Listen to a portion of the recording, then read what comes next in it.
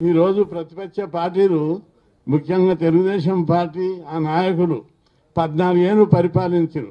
బీసీలకు ఏమైనా చేశారా మీరని ఆత్మవిమర్శ చేసుకోమని అడుగుతున్నాను నేను. జగన్మోహన్ రెడ్డి గారు మా పిల్లలు చదువుకోవాలని ఫస్ట్ క్లాస్ పిల్లగాడు కూడా కూలినారు పోవద్దు, పొలాల కాడికి పోవద్దని 15,000 రూపాయలు ఇస్తున్నాడు అమ్మఒడి పథకం కింద. అందుకోసం మీరు విమర్శిస్తున్నారా? ఇస్తుంటే మీ కడుపు మంటనా అని నేను అడుగుతున్నా. దేశంలో ఎక్కడ ఏ రాష్ట్రంలో కూడా ప్రతి బీసీలు ముఖ్యమంత్రి ఉన్న రాష్ట్రాల్లో కూడా ఫీజుల రియంబర్స్మెంట్ లేదు, స్కాలర్షిప్ లేదు, అమ్మఒడి లేదు, ఇంగ్లీష్ మీడియం లేదు.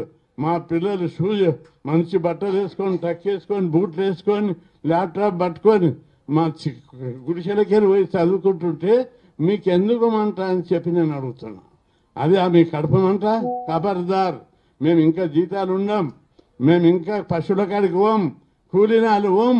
మాకు జగన్మోహన్ రెడ్డి చదువుకొని డాక్టర్లు కావాలి, ఇంజనీర్లు కావాలి, కలెక్టర్లు కావాలి, విమానం ఎక్కి అమెరికా, ఆస్ట్రేలియా పోయి నెలకు 5 లక్షలు 10 లక్షలు సంపాదించాలని 50 లక్షల రూపాయలు ఫీజులు ఇస్తున్నాడు, స్టైపెండ్ ఇస్తున్నాడు. అందుకోసం మా బతుకులు మారిపోయినాయి. గుడిసెలు పోయి బంగ్లాలు వస్తాయి, సైకిల్ నడిచిపోయేటోళ్ళు కాళ్ళలో ఎక్కి తిరుగుతారు. ఆ విధంగా మా బ్రతుకులు మారుతుంటే ఖబర్దార్ ప్రతిపక్ష పార్టీలాగా, కడుపు నిండిన పార్టీలాగా మీరు మా కడుపు కొట్టడానికి చూస్తున్నారు.